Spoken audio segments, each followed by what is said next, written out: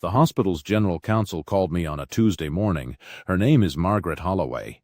She has never once called me by accident. She said, "Walter, I need you at the gala Friday night." Then she said, "Don't tell Preston you're coming." I asked her why. She said, "Just come. Wear the gray jacket. Bring your badge." Then she hung up. I stood in my kitchen holding a dead phone. Something in my stomach shifted. I didn't know it yet. That phone call would change everything. Welcome back to The Forgotten Father. Grab your coffee. Get comfortable. Remember this. The people in these stories had every chance to do right by the ones who raised them. They just chose wrong.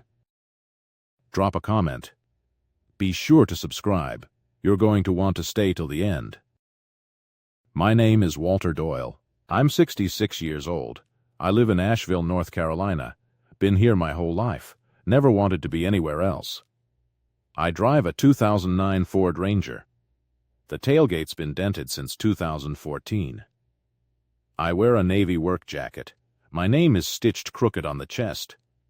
My coffee thermos has electrical tape wrapped around the handle. It's been broken for 11 years. I never replaced it. Some things you keep on purpose. For 40 years, I've been the facilities supervisor at Ridgeline Regional Hospital. I started as a young electrician's apprentice. I worked my way up slow, one repair at a time. I fix boilers. I replace fluorescent tubes. I patch drywall. I unstick doors that have swollen shut in the humidity. I know every squeaky door in that building by sound alone. Walk up to me in the parking lot, you'd offer me directions, not a seat on the board. That's exactly how I like it. Quiet men get underestimated. Underestimated men get to watch everything. There's a nurse on the 3rd floor named Denise. She's worked at Ridgeline almost as long as I have. She calls me the mayor because everybody comes to me eventually, one way or another. A stuck window, a flickering light, a locker that won't open before a 12-hour shift. I fixed her car battery in the parking garage once, in the rain, and she still brings me a coffee every Friday because of it. Denise is the closest thing this hospital has to a town crier. If something's happening at Ridgeline, Denise hears about it 3 days before the memo goes out. My daughter Lindsay is a nurse at that same hospital. 6 years ago, she married a man named Preston Vance. Preston came from money, the kind that gets mentioned in wedding toasts. He climbed fast at Ridgeline. Within 4 years, he was chief operating officer of the whole system. He wears cufflinks to breakfast. He calls me Walt in a tone that sounds like a favor. It started small, with Preston. At Thanksgiving, 2 years ago, he asked me to check the thermostat mid-dinner, like I was on call. I got up and checked it. Nobody else at that table saw anything wrong with that. At Lindsay's birthday last spring, he introduced me to his business partner as my father-in-law, handy around the house. His partner laughed like it was a joke I'd told on myself. I laughed too. What else do you do at your own daughter's birthday? At Christmas, Preston mentioned, in front of the whole family, that he'd always wondered why a man could work 40 years in one building and never get promoted past a work jacket. Dot's fork stopped halfway to her mouth. I told him some men aren't looking to get promoted out of what they're good at. He said, "Sure, Walt," in the tone of a man agreeing with a child. I let it go. A man doesn't build a life keeping score on holiday dinners. Lindsay was 5 when I taught her to strip a wire without nicking the copper. She sat on my workbench in the garage, swinging her legs, watching my hands like they were doing magic. She asked me once why I never wanted a bigger job. Something with a title. I told her titles don't fix anybody's lights when the power goes out at midnight. She said that made sense to her. She was 5. It made more sense to her then than it seemed to make to her husband now. I never minded being underestimated by Preston. Not until the night of the 50th anniversary gala. Ridgeline throws this gala every decade. Donors fly in from 3 states. The ballroom gets rented out. The good china comes out. Everyone who's ever written a check gets thanked by name. I wasn't invited that night, not officially. I was there because Margaret told me to come. I stood near the back in my gray jacket, badge clipped to my collar, a glass of ginger ale in my hand. Preston took the microphone around 8:30. He thanked the donors. He thanked the board. Then he pointed to the back of the room, right at me. He said, "And let's give a hand to our facilities team. Keeping the lights on for 40 years. Guys like Walt here." A ripple of polite laughter moved through the crowd. Guys like Walt, like I was a light fixture, like I was part of the folding chairs. Lindsay wasn't in the room. She'd pulled a double shift in the ICU. I don't think she knew he said it. I want to believe that. I clapped along like everyone else. Inside, something old and quiet woke up. I almost walked out right then. I got as far as my truck in the parking lot. Keys in the ignition, engine off, hands on the wheel. I sat there a long time. Part of me wanted to just drive home. Forget the whole night. Let Preston have his laugh, the way I'd let him have 100 small laughs before. I thought about calling Dot and telling her I was done, that I was going to quietly resign in the morning and spend my last years fishing instead of fixing boilers for people who'd never see me. Then I thought about a night 43 years ago. A hospital that didn't laugh at us when we had nothing. I sat with that memory until it settled something in my chest. I turned the truck off completely. I walked back inside. Preston kept talking after I sat back down. He announced the hospital system was in advanced conversations with a private equity group called Holloway Meridian Partners. A $14 million acquisition, pending evaluation review. He said operational efficiencies twice. Donors nodded like that meant something good. I know what those words mean, coming from a man like Preston. They mean cutting whatever doesn't show up on a balance sheet. I've watched men like him my whole career.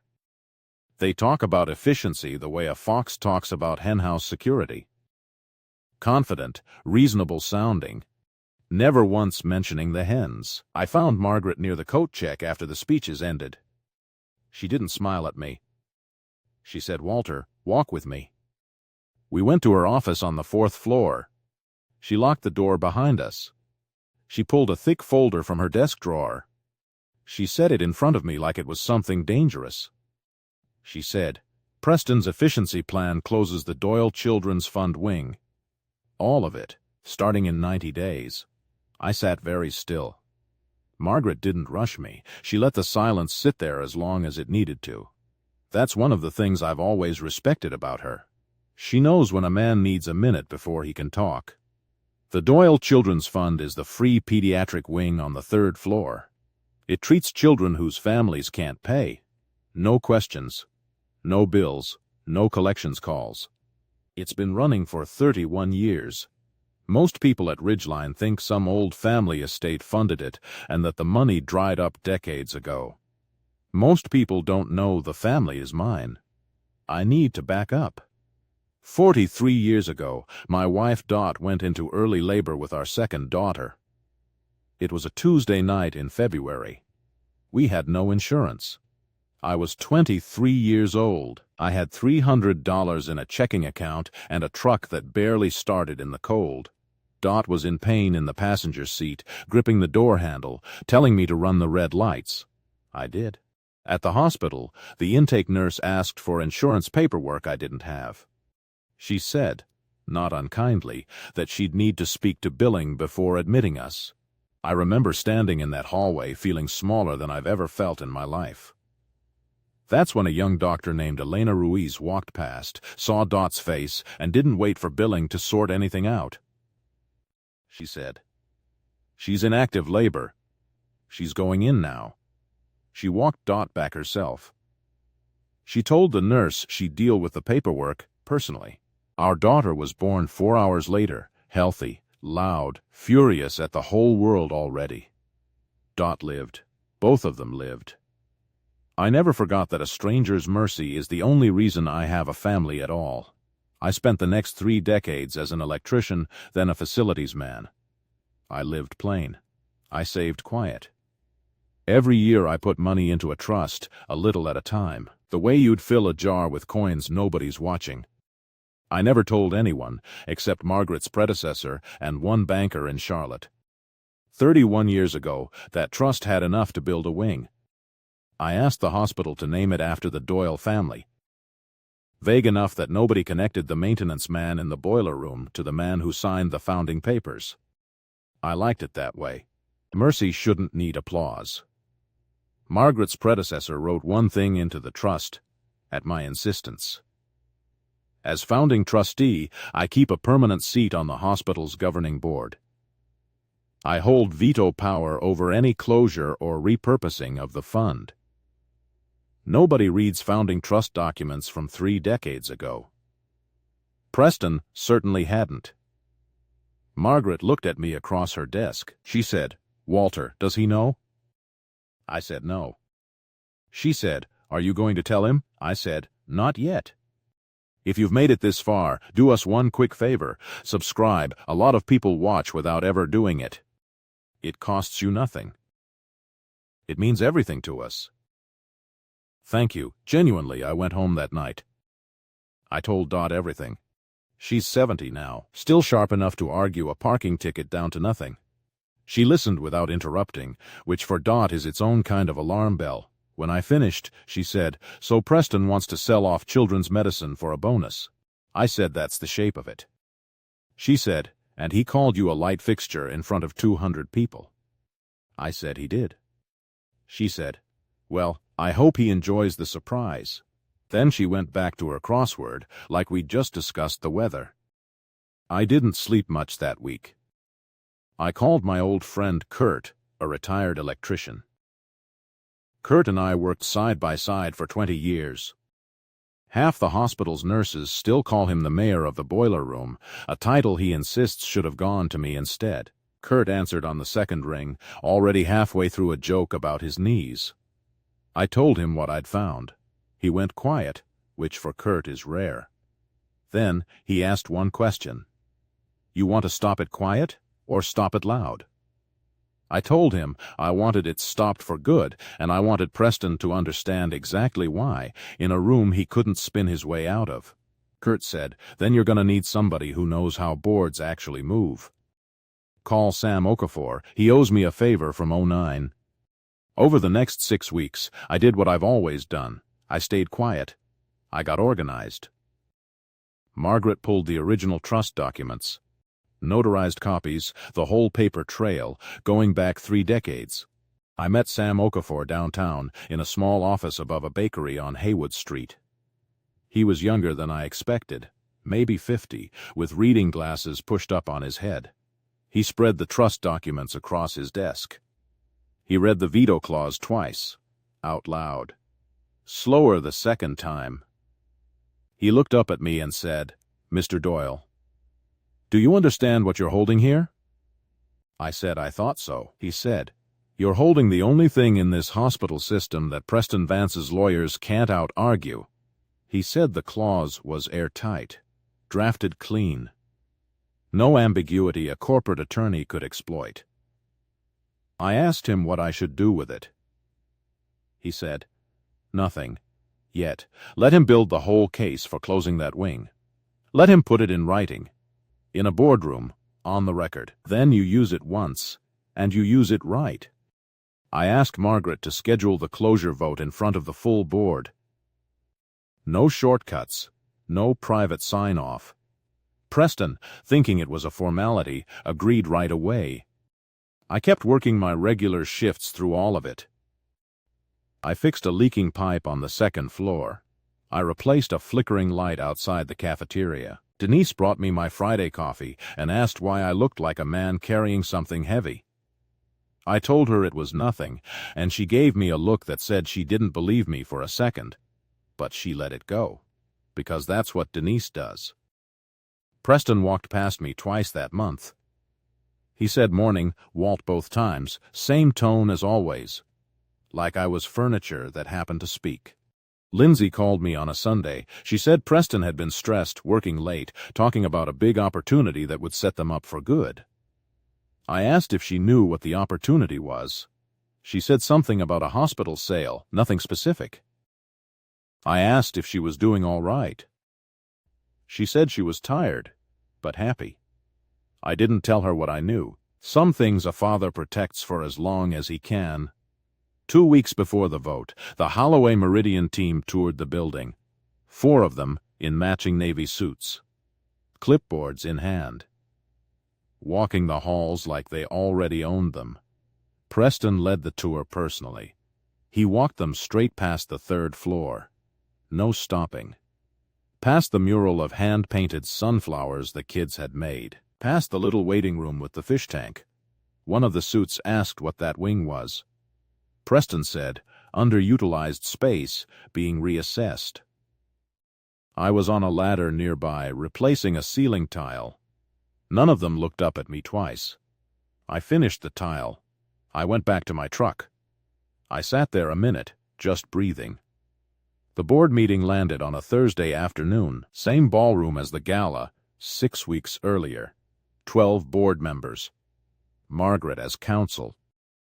Preston at the podium with a slide deck, the Holloway Meridian Partners logo glowing in the corner. I sat in the back row again, gray jacket, badge on my collar, same seat as always. Nobody in that room expected me to say a single word.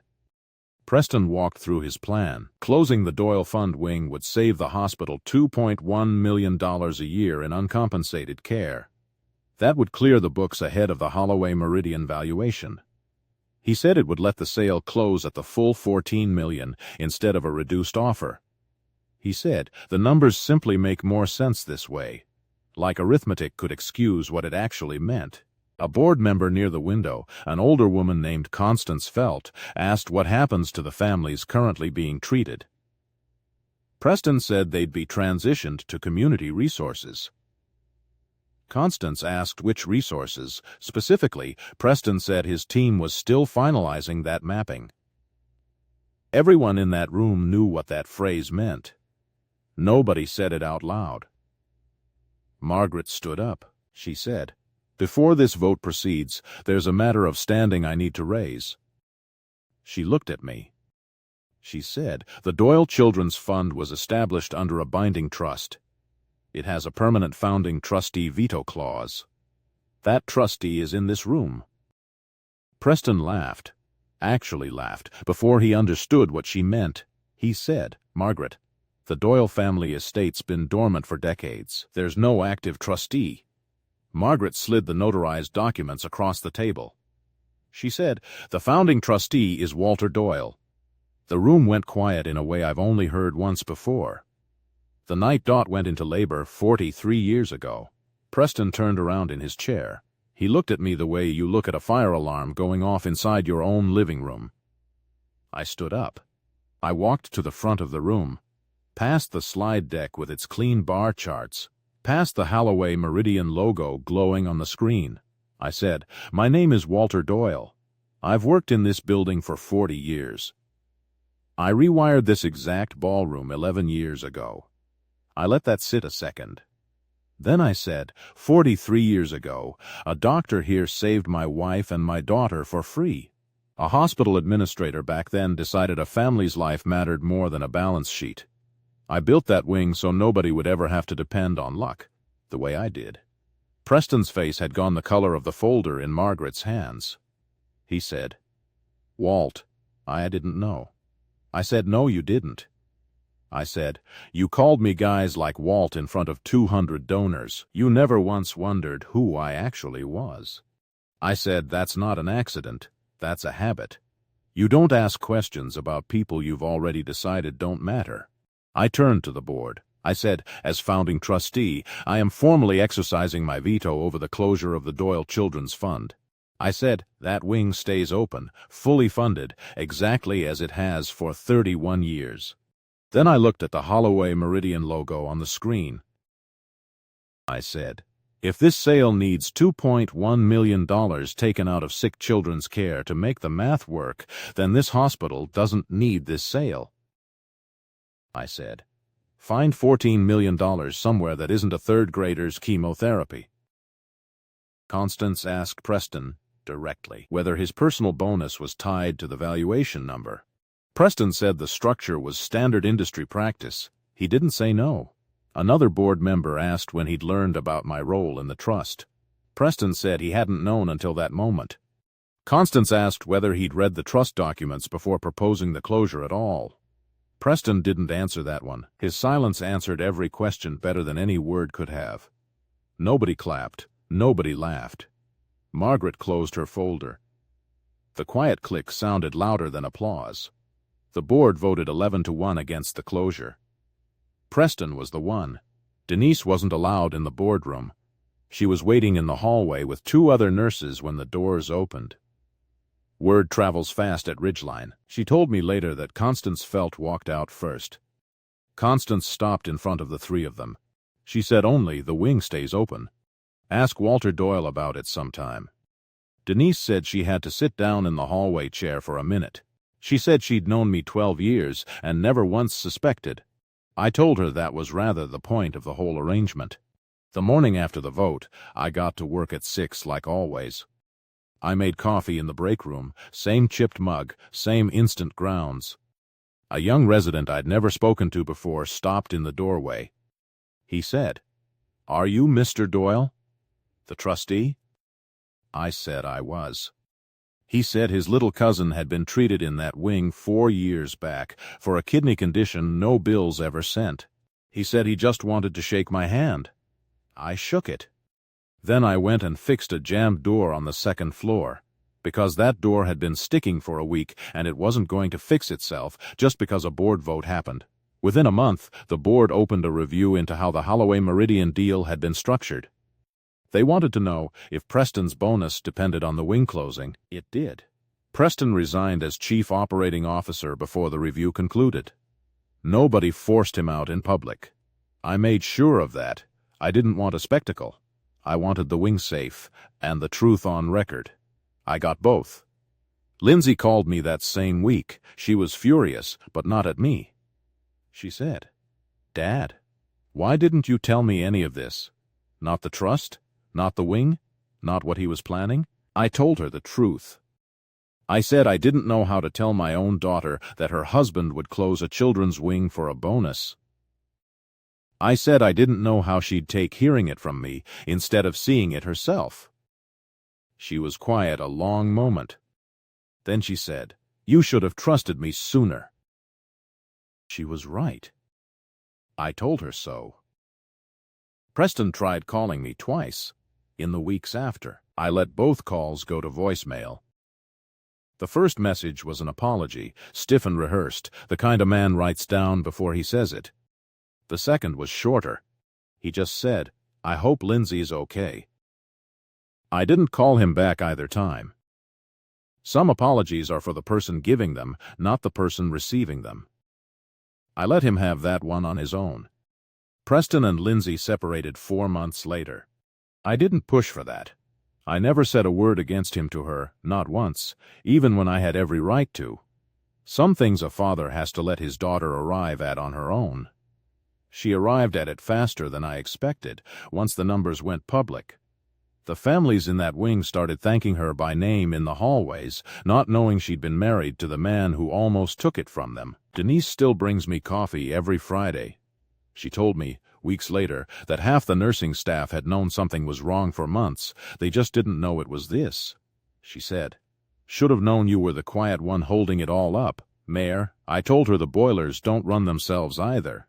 She laughed harder than the joke deserved. Margaret told me later that Constance Felt pulled her aside after the vote.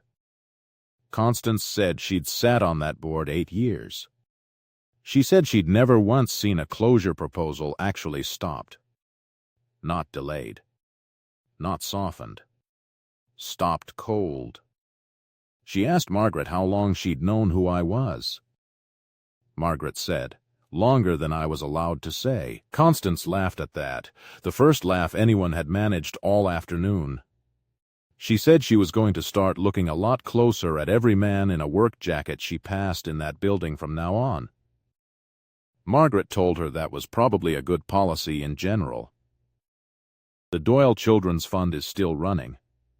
It treated over 400 children last year. No bills. no questions. Margaret had a small brass plaque installed outside the wing a few weeks after the vote. It doesn't say Doyle Family Estate anymore. It says, simply, founded in gratitude. Maintained in quiet. A reporter from the Asheville paper called Margaret's office asking for an interview with the mystery trustee. Margaret asked me if I wanted to talk to them. I said no. She told the reporter the trustee preferred to remain private and that the story was really about the children the wing serves, not about him. The paper ran it that way. One paragraph, no name, no photo. I read it once at my kitchen table and folded it into a drawer. Some things don't need my face attached to them, they just need to keep working. I still fix the boilers. I still wear the gray jacket. Preston, when I see him now, mostly at Lindsay's place picking up paperwork, nods and says Walter instead of Walt. It's a small thing. It cost him something to learn it. I let him keep the dignity of learning it quietly, the same way I kept my own dignity quiet for 31 years. Dot asked me, the night after the vote, whether I felt vindicated. I told her I mostly just felt tired and hungry and glad it was over. She made me a pot roast, the same one she's made every hard Thursday for 40 years. We ate at our kitchen table. The thermos with the taped handle sat on the counter right where it always sits. She said, "You know, for a man who spent 31 years hiding how much money he had, you sure do keep a broken thermos."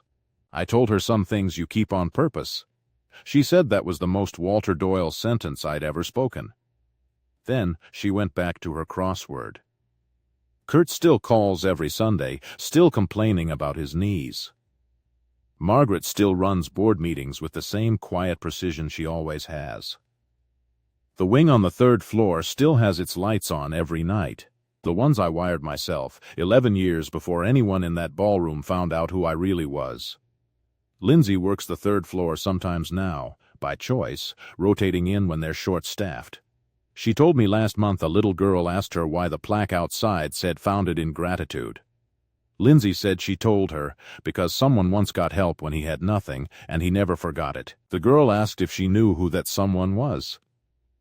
Lindsay said she told her, better than anyone. She didn't tell her it was her own father. Some things you let people find out slowly, the way I did. People ask me sometimes if I regret staying quiet for 31 years. I don't. Quiet built the wing. Quiet raised the money. Quiet let a doctor's one act of mercy turn into 400 children a year instead of one lucky family in February. Loud gets you noticed. Quiet gets things done. I learned that a long time before Preston ever learned my name. Some men build empires to prove something. I built mine to protect something. There's a difference, and it's the only difference that ever mattered to me. If you liked this story, join our community by hitting that like button and subscribing for more real, raw, and family-centered stories. And as always, thank you for being part of this family.